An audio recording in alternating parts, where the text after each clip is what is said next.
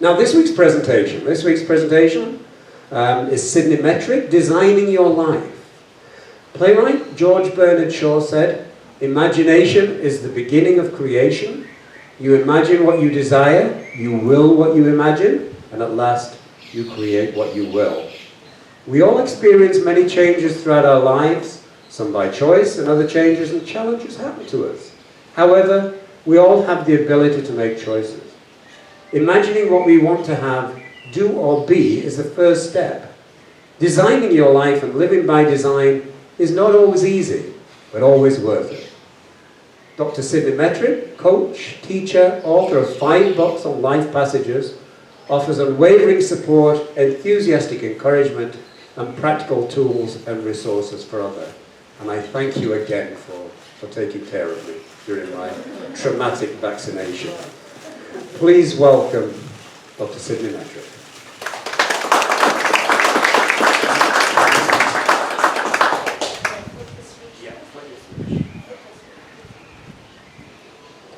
Okay, let's see if this is working. Yes, it is. Well, thank you all for coming. It's not as beautiful of a day as we would have wished for. So, what if you believed that you could design your life, but only if you were willing to make a commitment to a daily practice? Would you do it? Let's take a look at how to turn your imagination into reality. The following Paul Meyer quote is the foundation of change. He said, "Whatever you vividly imagine, ardently desire, sincerely believe, and enthusiastically act upon, must inevitably come to pass." Let's look at that in detail. First, you have to vividly imagine it. You have to have a really crystal clear picture in your mind's eye of what you want your life to look like. Then you have to really want it, ardently desire it. Not just think it's a good idea, but really want it. And then you have to sincerely believe it. Believe that it's possible, believe that it's possible for you, and believe that you deserve it. The creative world of imagination activates all of the other worlds. Little spider. In it lies everything as possibility. The mental world is next. Here's the world of attitudes, beliefs, and plans. This is the world of belief. In the third world, the ideas that have been conceived of and believed in are longed for. This is the world of desire. And the fourth world is the one in which ideas come into being through action. This is the world of demonstration. Each world requires that you immerse yourself into it with a daily practice in order to change your mindset, your habits, and ultimately, your life. Designing your life is about looking at your life and the relationships that you have with the various aspects of it. When you contemplate what you're about, you'll see that you express yourself through the relationships that you have with your home, your health, your career, your finances, your friends, family, significant other, community, personal growth, and creative expression. Think of a circle with you as the center and the periphery. And all of these things are what you're about to greater or to lesser degrees. And sometimes multiple things at once, but more time spent with one aspect of your life and less time spent with another aspect of your life on a daily, weekly, monthly, or even yearly basis. And when you look at these things, you want to look at your level of satisfaction on a scale of, say, 0 to 10. So, let's say significant other. On a scale of 0 to 10, how satisfied would you be in that area of your life? Either you have a significant other, and it's a great relationship, and so you give yourself a 9. Or you have a significant other, and it's just not going that well. So you give yourself a 2 as your level of satisfaction. Or you don't have a significant other, and you're perfectly good with that, so you're at a 10. Or you don't have a significant other and you really want one, so you're just like at a 0. But when you're not satisfied in any particular area of your life, that may be where you want to redesign that part. So you need to be really clear first about what it is that you want, and if it's really realistic for you to achieve it. And the clarity begins in the world of imagination. Perhaps you're mostly satisfied in all of these areas, but if you're less than satisfied in any of these areas, you may wish to and be ready to make a change, to redesign that part of your life. And let's pick one of these areas so you can see how it works. Take a moment and think of the 10 areas that I mentioned, and if there's one that perhaps isn't working quite the way that you want it to. So then consider the primary change that you'd wish to attain, and think of it as a goal. And make sure that your goal is something that you want to have, or do, or be.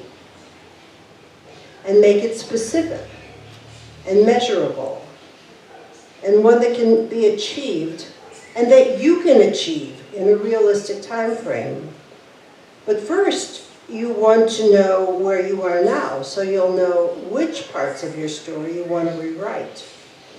So for me, when I look at those 10 parts, I thought about family. I wanted to rewrite that part of my life because I grew up in Chicago, and I, of course, lived with my family of origin. Well, not of course, not everybody does.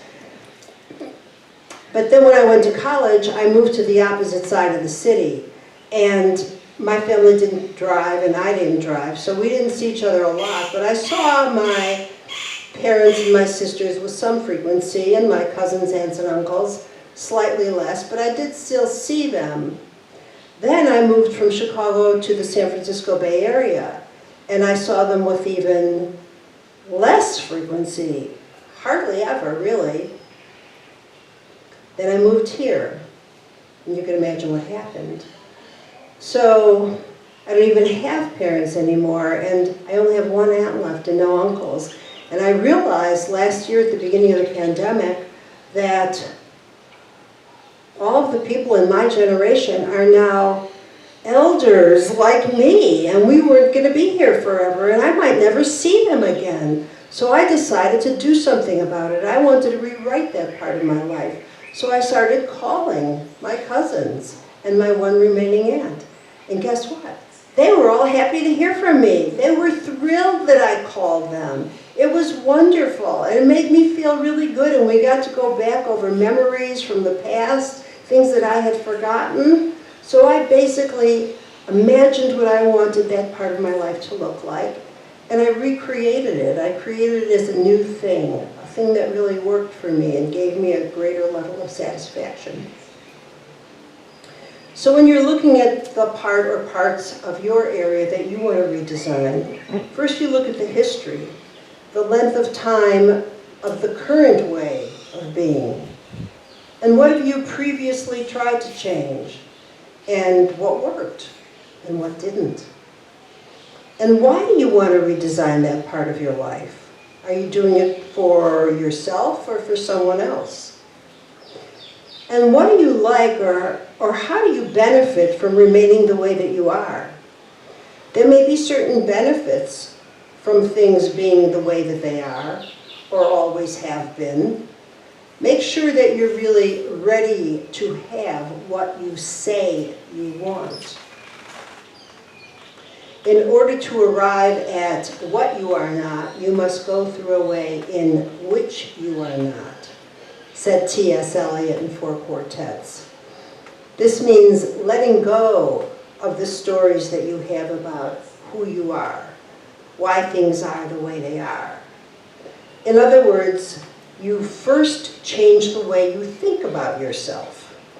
When you consider how you want to be and think about the way you currently are, you have to think back to everything that formed you, all your experiences, and all your conditioning. The person that you are now is based on what you accepted, what you questioned, and what you took a stand for. You begin with looking back, once upon a time. It's necessary for you to change the mindset that holds your story in order to make important changes in your life. And you can do this by choosing from a number of different practices in order to help you. Everything about a practice is important. In art, we call this process versus product. A process is a journey toward an outcome. It entails a series of steps that lead to an outcome. The thing about journeys, though, is that they're not predictable. Think about how we found our way to a destination before GPS. How did we do that? What did we use? Maps, correct. And the first thing that you need to know when you're using a map is Where you are. exactly where you are. You have to know where you are before you can plot where you're going. Then you can look at maybe the shortest route or the most interesting route. How are you going to get there? And so when you're looking at redesigning your life, you want to look at the journey that you're going to take to get to the place where you say you want to be. And you start with imagination. And for this, you use a visualization or a meditation process. When you feel calm and centered in your body, you can begin to imagine yourself being the person that you say that you want to be. You imagine yourself going through the day as that person, handling the things in your life the way that person would do it, in a way you feel good about. And in the evening, you do a recap of that, looking back at your day and making any corrections where you noticed you could have done something more effectively that would have enabled you to be closer to being the person that you're redesigning yourself to be. Basically, you're editing, you're rewriting and correcting. Doing these practices and refining them as you go will be steps that help you to develop belief and desire. Just as when using a map, you may need to or want to make possible stops or detours on the way to a destination. You may think you're going to a particular destination, but one of the stops that you make along the way may seem even more appropriate, even like a better fit for you. The process is a mental rehearsal for the actual changes, like this one. Sure. Try this one. So we're taking a You can absorb the words this was, I had to sort of get on the list. It's not only a different. Put it for a treat. Yeah, I know, I thought you Let me put this on and we can continue on. You think so? Yes, it should be interesting.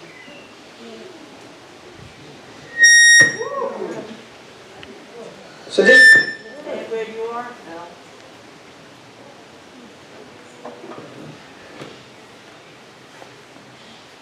Don't worry, I have several layers.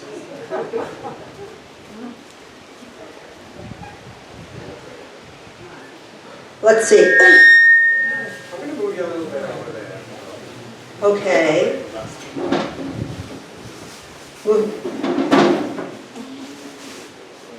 This is so fun. your presentation. Yeah, I told you there'd be detours along the way. Okay, here we go. All right, so I have no idea where I was. Okay, the process is a mental rehearsal for the actual changes that you will be making in your life. But it's imperative that you also do the work in the real world. And as you do the mental rehearsal, you're actually making changes in your brain, because our brains have a quality of neuroplasticity. And the mental rehearsal makes the physical work easier. Then there's collage journaling as another method. And some people like making collage boards and using photos and images from magazines or downloaded images. You create a collage of what you're working towards. And if you're so inclined, you could also paint or draw or make notes to enhance the picture. Then you hang the board in a place where you'll see it with frequency. And next comes the practice of making what you've created on paper real in your life. You imagine stepping into the picture and letting the picture become dimensional and develop into a movie and give it movement and use your senses. Look around in the movie and imagine the scene. Notice if there are any sounds or smells. And what would you be feeling internally, your emotions, or externally, based on if you're indoors or outdoors, warm, cold, comfortable, and so on. You use your imagination to make believe that you are actually that person in that scene being or doing what you've imagined, believed, and desired. Then there's written journaling. And you can do this along with the visual method if you're more verbal than visual. And with this method, you write a story about the part of your life that you're choosing to design, making it as detailed as possible. And if you're so inclined, you can also add photos or images that you cut and paste. Write as often as possible. Daily is good. Here again, use your imagination to make believe that you actually are the person in that story, being or doing what you've imagined, believed, and desired. By immersing yourself into the visions that you've imagined, you're going to know how the new way feels. Does it feel like it belongs to you? Does it scare you a little, but excite you a lot? Think back to when you were a child. Children live in the world of imagination. Some years ago, one of my friends invited me to join her and her 3 children on Halloween to go trick-or-treating in the neighborhood. At the time, the youngest girl was about 4, the next child, a boy, was 7, and the oldest girl was 11. The family didn't have a television for entertainment, and the children enjoyed reading or being read to. And the book that they had most recently enjoyed was Harry Potter. So, when I arrived at the house that evening, the youngest girl was standing on the front porch, and she had a multicolored wig, one of those kind of afro-looking wigs, and she was wearing a tutu, and she had on frog rain boots. So I thought for a moment, and then I remarked, "Oh, you must be a ballerina." And she wrinkled her face into a big frown and crossed her arms in front of her chest and said, "I'm a wizard." "Okay," I replied meekly, and went inside, and there in the hallway was the boy. And he was finishing up the touches on his ninja costume. Black from head to toe, straight out of the box ninja costume. "Ah, I see. You're a ninja tonight," I offered tentatively. Rolling his eyes to the heavens, he says, No, Sydney, I'm a wizard. Oh, of course, a ninja wizard then. Most likely, I agreed as I slinked into the kitchen, where there was the oldest girl, and she was wearing her mother's bathrobe and some other things.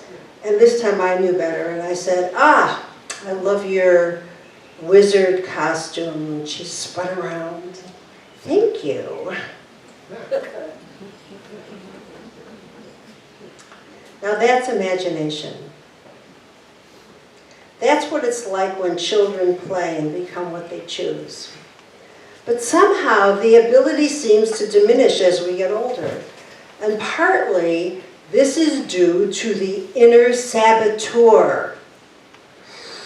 Sabotage, destruction, as by enemy agents. The deliberate obstruction of or damage to any cause, movement, activity, or effort. The inner saboteur is that little voice in your head that says, "You can't," or "You're not." Or maybe it's more specific, like, "You're too old," or even, "You don't deserve it." Here's a familiar example. "There's no use trying," said Alice. "One can't believe in impossible things." "I dare say you haven't had much practice," said the Queen. "When I was your age, I always did it for half an hour a day. Why, sometimes I believed as many as 6 impossible things before breakfast." When I ran dream groups, there was a technique that I learned that would be useful in dealing with that undermining voice in your head. It was called "Confront Your Enemy and Demand a Gift." And in this case, the enemy is that little voice in your head that negates your efforts, that belittles you.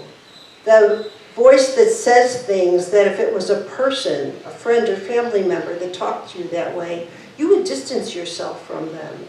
And yet when you have that little negative voice in your head, you have a tendency to listen to it and think that it's got some validity. Well, it has some validity, but it would say something to you, and you do like a dialogue, and it would say, "You know, the last time that you tried painting, you failed miserably. You're just not cut out to be an artist." And then you felt kind of bad about yourself.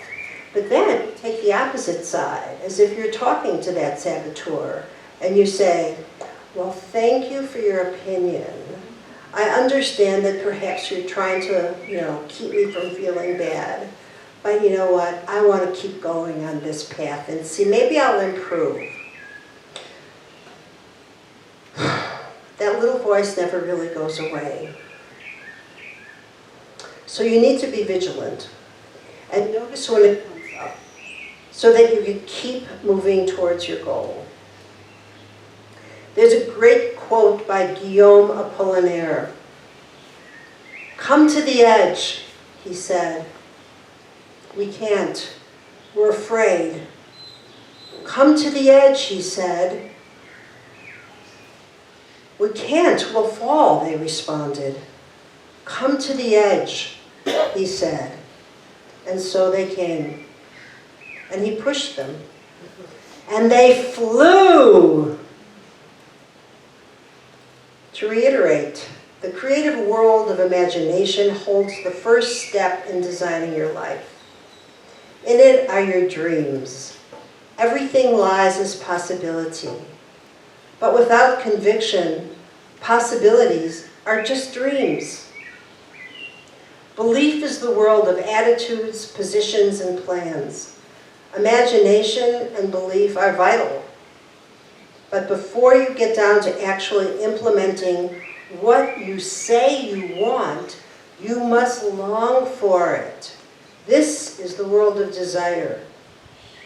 All of this is what makes you ready for demonstration, when ideas come into being through actions. To paraphrase John Assaraf, if you're merely interested in having the life that you say you want, you'll do what's convenient. But if you're truly committed, you'll do whatever it takes. Now let's talk about commitment. People don't change just because it's a good idea. Change can be hard. Unless you yearn for the change, long for the change, what would keep you going? When you're first working on a new belief or behavior, you're likely to have bursts of progress followed by a slight decline, the 2 steps forward, 1 step back kind of thing. But the step back period is a likely time for that inner saboteur to pop up and say, "What were you thinking?" But it's also a time when you get to evaluate and make corrections.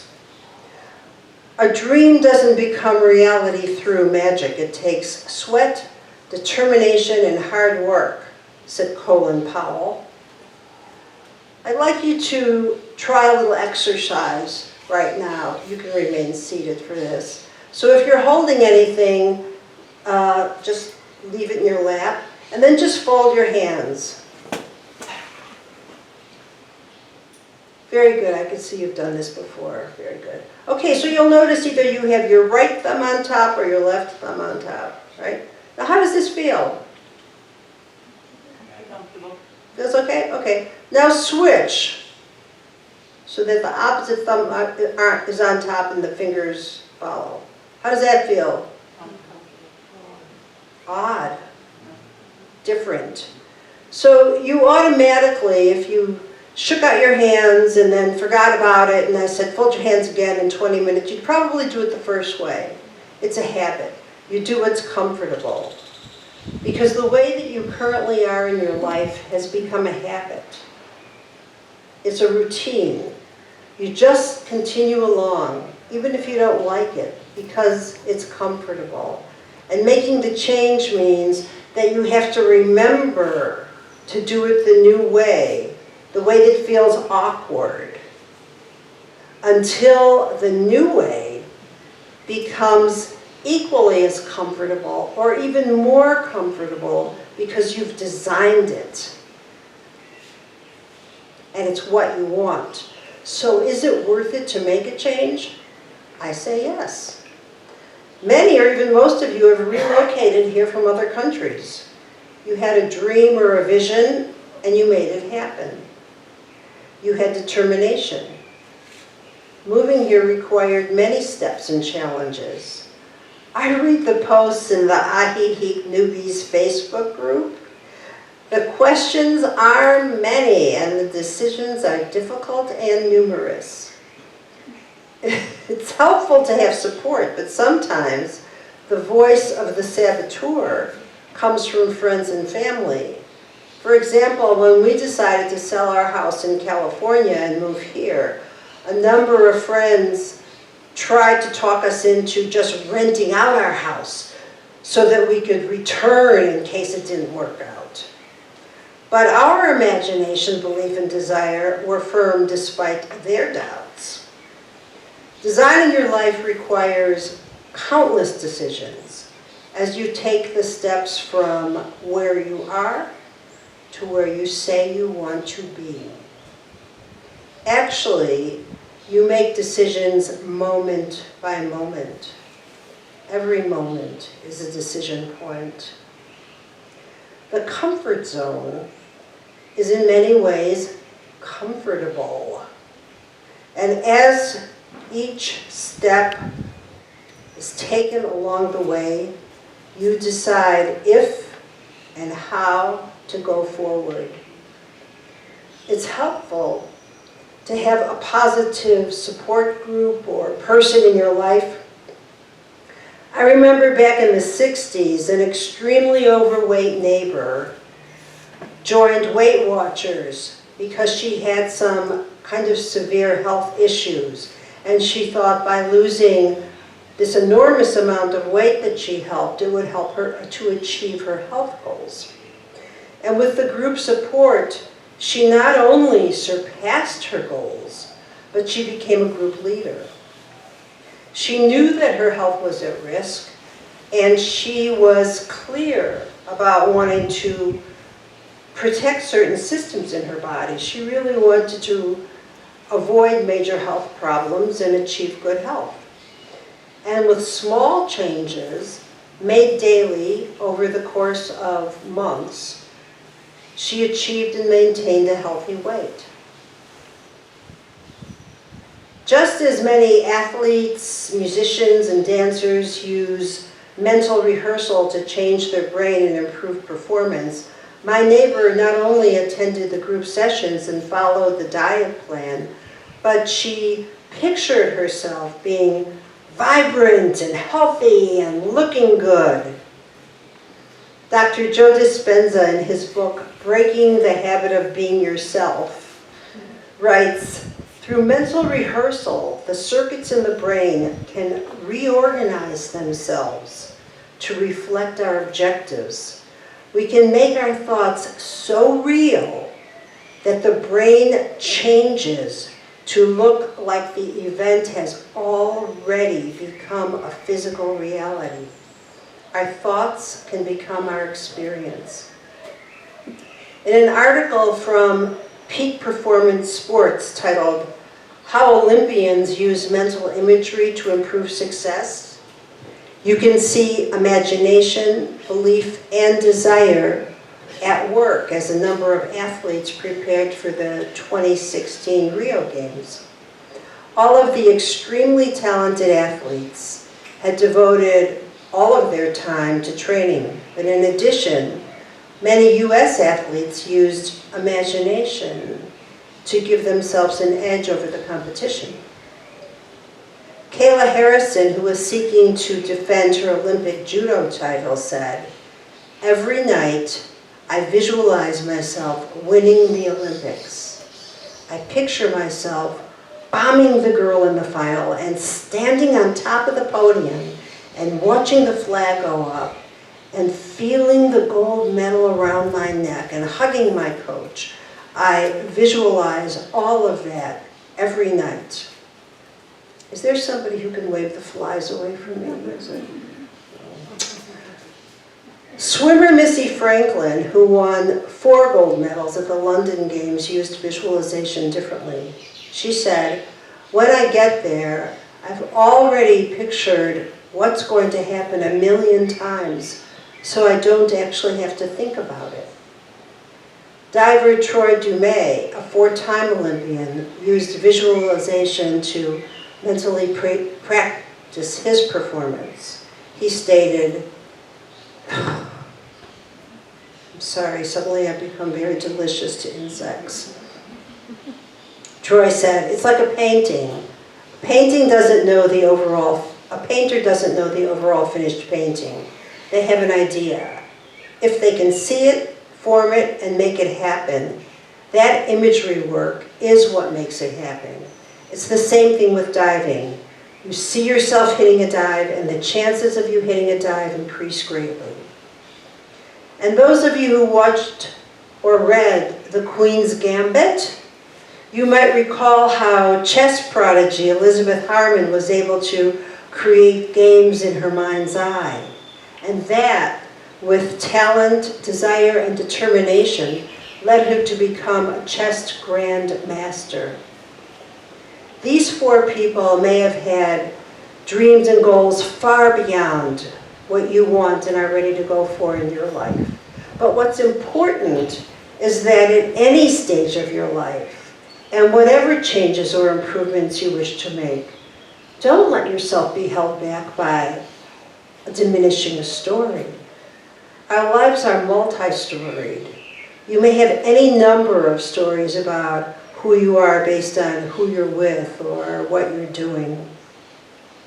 With some people you may be talkative and funny, while with others quiet and reflective, and you may be perceived differently by different people. All stories can have a range of interpretations. And this is what makes children's stories or teaching tales so important. Myths, folk tales, and fables are teaching stories. A story will resonate differently with each person who hears or sees it. For one person, hearing a story about someone who lived happily ever after may think, That can never happen to me. While another person may feel inspired by the same story and pursue what would make them feel like they had a happy life. In designing your life, you must also determine if what you want is a happy life, a peaceful life, an exciting life, or what? And what do each of those mean to you? How will you know if you've achieved the kind of life that you say that you want? And once you've achieved the goal that you set, do you stop there? Aristotle said happiness is the meaning and the purpose of life, the whole aim and the end of human existence. I'm not sure I agree. I think the satisfaction of having a life you've designed, one in which your values are being met, is important and gives you the feeling of having a good life. During the intake session that I do with coaching clients, one of the questions I ask is, do you have a sense of having a life purpose? A recent client said no one had ever asked her that before, and she had never considered it. It's actually more common than not that people don't have, or that don't consciously have, a sense of purpose, a passion. Over the years of your life, you do some important and meaningful things, and some that in retrospect, you might have done differently. You can't should have. You can't change the past. What you can do is change the present and the future. All you have to do is decide, imagine, believe, and desire, and then act. Thank you.